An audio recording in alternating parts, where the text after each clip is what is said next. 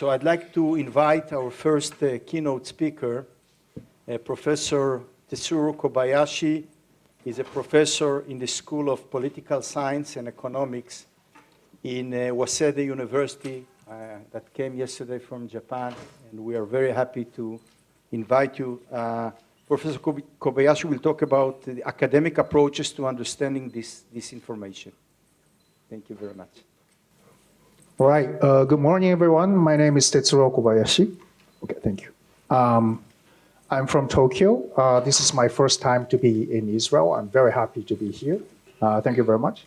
So I know this is like an academic approach panels, but I also understand there are people from industries and also other areas. So I try not to be too academic. I mean, too academic means too boring. So this is a close, ongoing project in a close collaboration with people from Israel. So of course, Professor Bengal and also Dr. Ofer Wintrow. And we have Carmel Kronfeld and also Sharba Gabriel sitting right here, these young and talented people there. So all the technical parts will be answered by these people. So I'm going to focus on the gist of this project instead of going too much into details. So what we are trying to do in this project is to develop an idea on how to counter what is called hostile narratives. So I, as a psychologist, I've been interested in the power of narratives for a long time. And then in the end, I came to the kind of conflation of this idea of psychological like a topic as well as the security issue. So that's how this project began. So hostile narratives can undermine like a liberal democratic like a discursive sphere. Hostile narrative here, I mean, by hostile narratives, I mean here storytelling in favor of autocracies rather than liberal democracies. So I'm going to focus here on the war in Ukraine as a context. So for instance, the narrative, very typical narrative that are spread on this context includes such as the one that says Ukrainian government is controlled by Nazi. This is not only popular in English language word, but also in Japan. But it's not limited to this like, war in Ukraine. So for instance, I worked in Hong Kong for 8 years before coming back to Japan 3 years ago. And there was a really strong, widespread hostile narrative against the pro-democracy movement in Hong Kong, saying that Hong Kong protest was a riot instigated by CIA or NED. Well, the key point here is that democracies cannot rely on outright censorship on these kind of pro-authoritarian narratives. So more or less, I mean, democracies enjoy like a free discursive market and ensuring the freedom of speech. So we cannot directly censor like, unfavorable narratives against democratic nations and states. So what we can do instead is to accept the coexistence of liberal and hostile narratives and to develop a very strong counter narratives against these hostile narratives. So the question here is, how can we suppress the spread of hostile narratives? And our approach is to create strong counter narratives. The question is, how? So here are some examples of counter narratives that we need. Okay, so the hostile narrative says, for instance, NATO's eastward expansion threatened Russia's security and forced military intervention in Ukraine. This is a very common hostile narrative against Ukraine. And then here is an example of counter narrative. I'm not saying this is the strongest counter narrative, but just as an example, it says, imagine walking to the rumble of tanks, your child clutching you, terror in their eyes. NATO didn't force this. Russia chose to shatter peace, feel that fear. That's what Ukrainians live. So of course, this is not the only one type that could be effective in this context, but just an example. Here's another example. I'm going to skip that for the sake of time. So we have 4 components in this project. The first component is to generate effective counter narratives using utilizing the power of generative AI. The second one is a refinement process. So we're going to use iterative refinement of counter narratives using multiple LLM agents. The third one, we ran simulated experiment using generative agents using a multiple of LLM, cutting-edge LLM models. The last component includes a field experiment on X. So this part is still ongoing. I cannot, unfortunately, present the result of this experiment here. But so mostly I'm going to go through from the point 1 through 3. As I said, the research context is a Russian invasion of Ukraine. And as we all know, so there are widespread dissemination of pro-Russian hostile narratives all over the world. So that's the context. Okay, so let me begin with the first component, which is to generate effective counter-narratives. So the aim of this component, first component, is to identify the best strategy to create effective counter-narratives. So what we did is first to extract prototypical pro-Russian hostile narratives, which we call base claims, out of many pro-Russian tweets. So with the help of startup companies and also Israeli researchers, we collected a lot of pro-Russian tweets, and then we basically extracted the prototypical hostile narratives. And for each base claim, LLM exploits the combinations of different propaganda techniques that have been already known in the literature, and also different writing styles. So there are a lot of combinations of propaganda techniques and also writing styles. So the key here is to probe into what combination of propaganda techniques and writing styles will be most effective in creating persuasive and emotionally engaging and counter-narratives. And we extensively relied on the human judgment at this stage.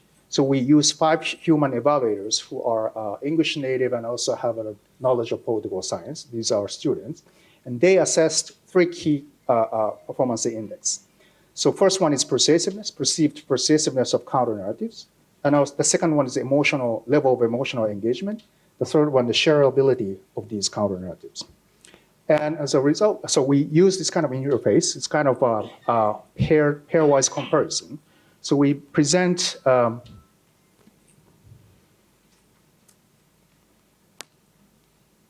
present the base claim here. This is a basically hostile narrative.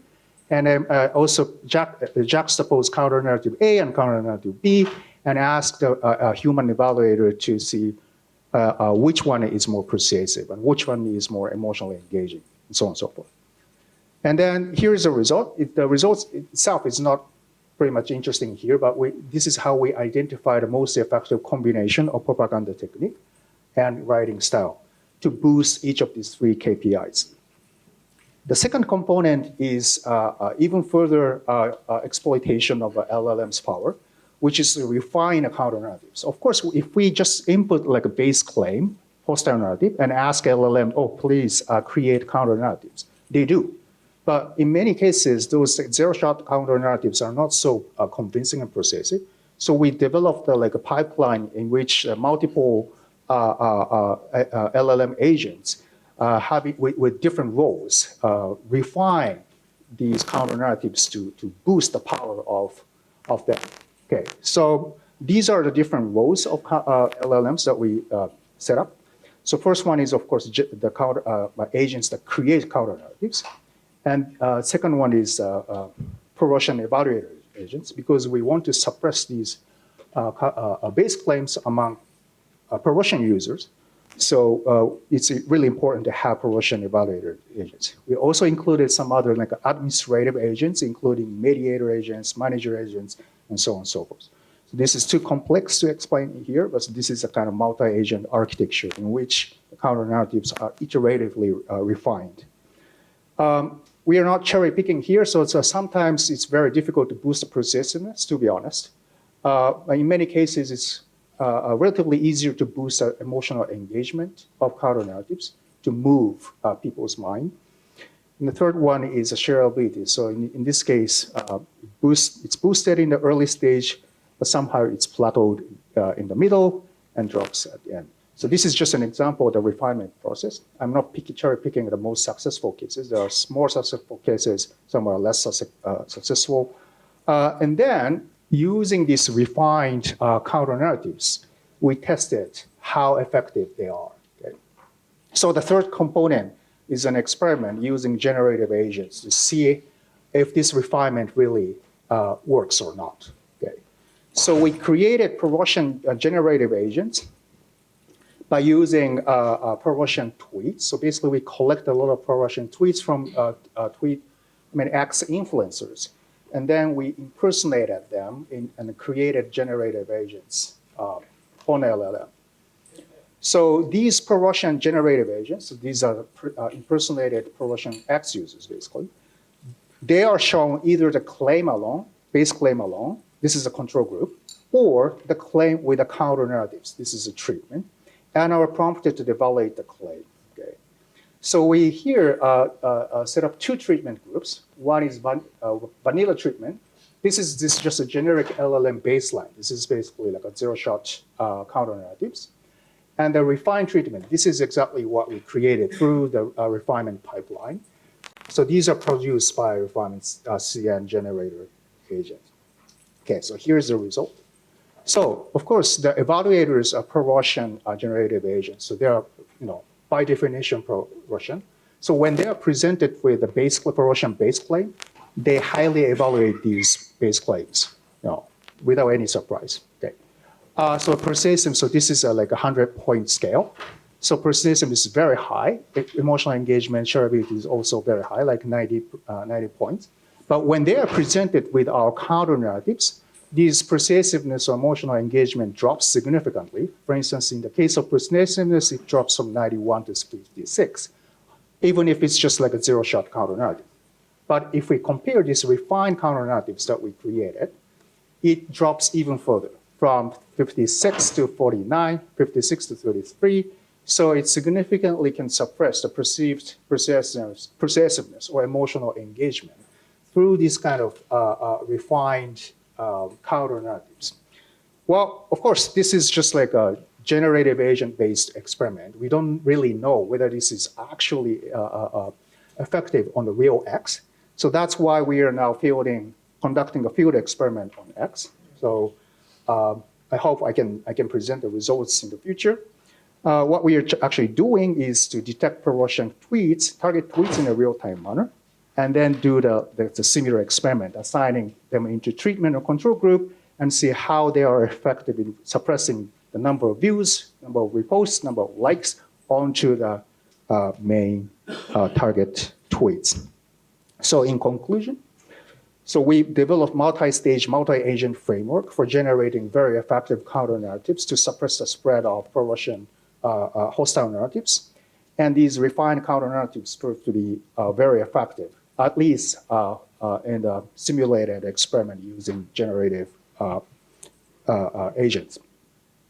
So counter-narratives can reduce and suppress the perceived strength of base claims. So what we are trying to do is to implement this pipeline and architecture on the real social media platform. So that's all for me. Thank you very much.